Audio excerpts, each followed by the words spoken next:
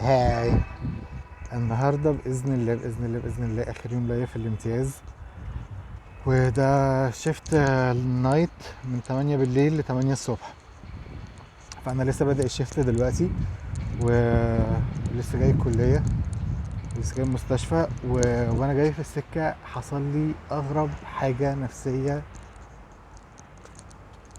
حصلت لي، اللي هو يعني اللي ادركته ان الموضوع ده كان بيحصل لي على مدار الامتياز، بس النهارده اللي هو كانها خلاص كان ازازه واتملت لغايه الاخر. انا من ساعه لما دخلت الكليه، من سنه اولى، واللي هو خلاص سنه اولى انا نجحت وكنت في طب اسيوط ونجحت وجيت اسكندريه سنه تانية. من اول سنه تانية بقى اللي انا اتاخرت في الكليه وسبت الكليه والحاجات ديت، وبدات بقى اتاخر واحده واحده، تاخير تاخير تاخير لغايه بقى رحله الحياه بقى. فاللي حصل ان على مدار الامتياز كأن كأن السنين اللي انا اتاخرت فيهم في الكليه، 17 سنه اللي انا اتاخرت فيهم في الكليه دول، جزء من روحي كان متعلق في كل مرحله من المراحل. يعني 17 سنه دول انا ما كنتش قاعد، 17 سنه دول كان بيحصل فيهم احداث حلوه او وحشه، بس في جزء من روحي كان بيتساب في 17 يعني كل جزء في ال 17 سنه دول، كل مرحله في ال 17 سنه دول او كل حدث كبير في ال 17 سنه دول، في جزء من روحي اتساب هناك. بما ان بما اني ما كنتش لسه كملت الكليه، فاللي هو كان فيه كانه unfinished business او حاجه لسه ما خلصتش، فكان الزمن بيعدي بس انا روحي بترجع لورا. يعني الزمن بيطلع لقدام بس انا روحي بترجع لورا، في حاجه كان في هيلب بتاع سفينه مثبتني في الزمن في الماضي، وما كنتش عارف. يعني كأن انا جسدي عمره مثلا 35 سنة، بس انا روحي لسه صغيرة، لسه هناك، لسه ايام فلان وفلان وعلان وعلان والحدث ده والحدث ده والحدث ده. فعلى مدار الامتياز حصل شوية حاجات غريبة، مثلا لابتوب قديم اصلحه الاقي عليه كمية صور بتاعت حقبة زمنية، يعني حقبة احداث باشخاص بحاجات يعني. لما الحاجات دي كانت بتتفتح كانها كانت بتسنكرونايز او بتظبط الجزء روحي اللي اتساب زمان مع الجزء اللي انا وصلت له دلوقتي، بس لسه ما وصلتش للثانيه دي. يعني هو جزء بس لسه ما وصلتش للاخر. مش عارف موبايل افتح ما اعرفش الاقي سيم كارد، الاقي قصدي ميموري كارد، الاقي عليه كميه صور فظيعه، نفس الكلام بس حقبه اللي بعديها. انستجرام كنت قافله فتحته لقيت تكمل الحقبه اللي بعديها، وهكذا وهكذا وهكذا لغايه النهارده وانا جاي شفت وانا في المشروع.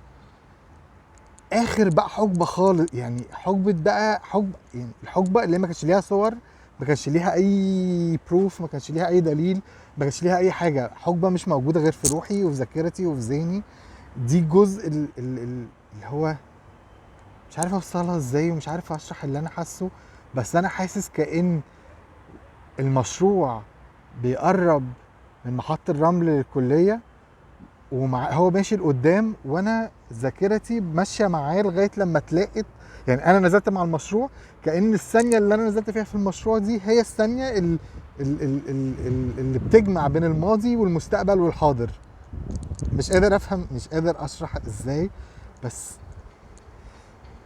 كأن روحي اللي اتأخرت زمان واللي اتثابت زمان واللي فضلت زمان بتتوحد مع الأحداث دلوقتي. يعني اتمنى تكون وصلت الفكره، بس كان احساس غريب جدا ان شفت شفت تاريخ شفت شريط حياتي بالتاخيرات اللي اتاخرتها، بالغرزات اللي غرستها في الزمن وفي الوقت، وكأن الهيلب الخوازيق اللي في الارض دي بتتشال وروحي بتتوحد مع نفسها.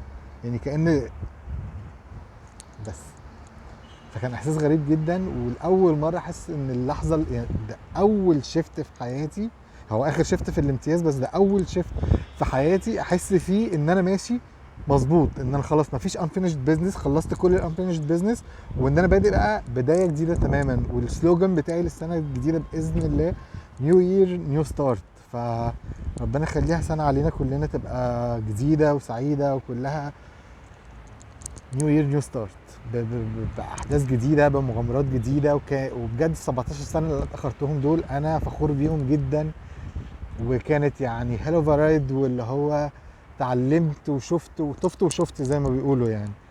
بس كنت محتاج ان انا يحصل تزامن بين الماضي وبين الحاضر وبين المستقبل باذن الله.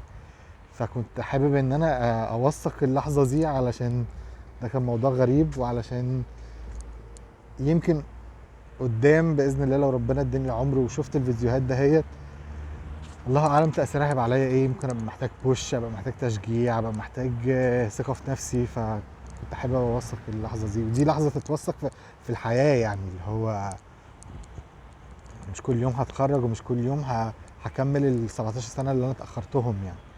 بس فنحمد ربنا على نعمه التكنولوجيا، دي نعمه مش نقمه. ان اخترعنا التكنولوجيا ونستخدمها تبقى خادم لينا، ان هي توثق لنا احداث زي دهيت يعني. ثانك يو.